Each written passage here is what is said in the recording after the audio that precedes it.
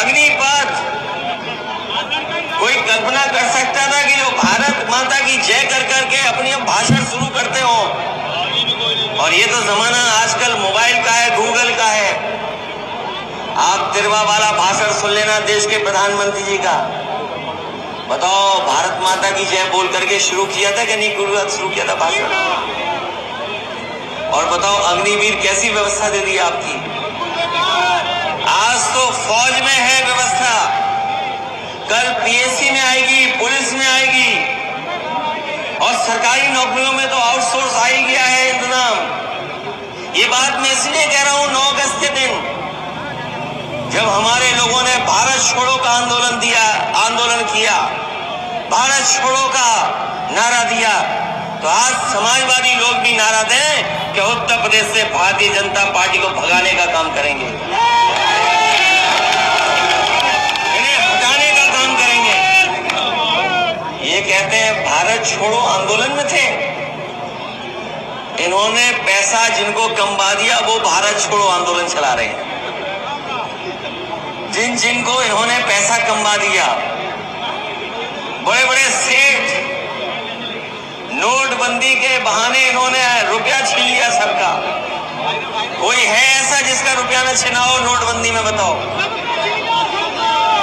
नोटबंदी में रुपया छीना आपका बैंक में जमा हो गया, बैंक से बड़े बड़े उद्योगपतियों को दे दिया, और उन्होंने भारत छोड़ो आंदोलन करके भारत छोड़ के चले गए सब।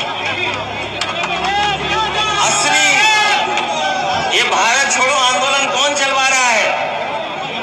बड़े बड़े उद्योगपतियों के लिए भारत छोड़ो आंदोलन कौन चलवा रहा है? ये बीजेपी वाले चलवा रहे हैं। और ये कहां के हैं सब लोग?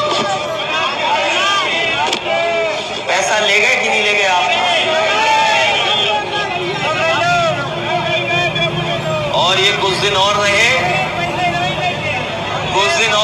ये लोग, तो हम और आप लोगों को गुलाम बना दिया जाएगा। अंग्रेज कितने दिन रहे भारत में? 200 साल राज किया। उन्हें हटाना पड़ा, छुड़वाना पड़ा, भारत को क्या नहीं छुड़वाना पड़ा? वो किसके सहारे आए थे? उद्योगपति और कारखानों के साथ आए थे। एक ईस्ट इंडिया कंपनी आई थी व्यापार करने के लिए देश में। वो व्यापार करती थी, वो सरकार नहीं थी। जो ईस्ट इंडिया कंपनी आई थी वो कोई सरकार नहीं थी, वो एक कंपनी थी जो व्यापार करती थी। जब उस कंपनी को जरूरत पड़ी तब उसे फौज के अधिकार मिले, आर्मी के अधिकार मिले, और पार्लियामेंट से ऐसा कानून पास किया था अंग्रेजों ने कि जो भारत में कंपनी व्यापार कर रही थी वही सरकार बन गई। और आज हमारी बड़ी बड़ी भारत की जो संपत्ति है, बताओ, भारतीय जनता पार्टी के लोग बेच रहे हैं कि नहीं बेच रहे हैं? ट्रेन बिक गई, LIC बिक रही है, हवाई जहाज बिक गए, एयरपोर्ट बिक गए, बड़ी बड़ी कंपनियां बिक गई। और इन्होंने बैंकों से पैसा दे दे करके पूरा देश उद्योगपतियों को दे दिया।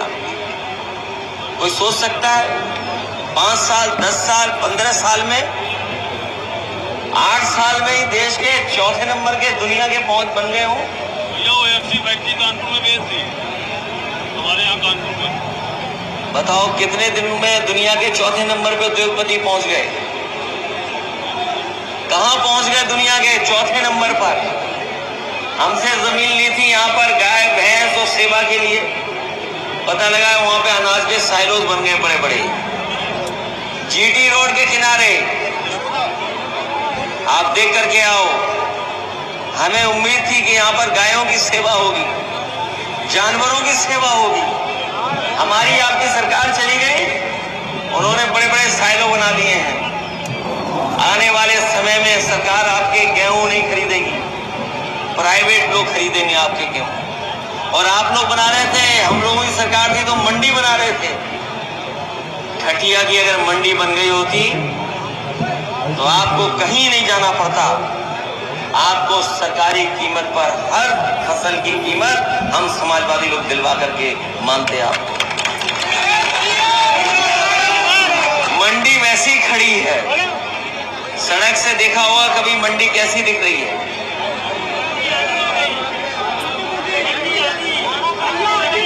ये कई सौ एकड़ में मंडी बनाई थी और वो मंडी आपके लिए बनाई थी, और इसलिए मंडी बनाई थी कि हमारे किसान जो गांव में रह रहे हैं इनकी फसल की सही कीमत मिल जाए, क्योंकि ये फसल की कीमत नहीं देना चाहते, इसलिए इन्होंने मंडी नहीं बनाई। ये किसानों की सरकार नहीं है, ये बड़े बड़े सेठ लोगों की सरकार है, सेठ लोगों की।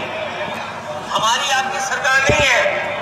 अगर हमारी आपकी सरकार होती तो आपकी गड्ढे वाली सड़क नहीं होती, जितनी चिकनी एक्सप्रेस वे है उससे बेहतर सड़क आपकी होती।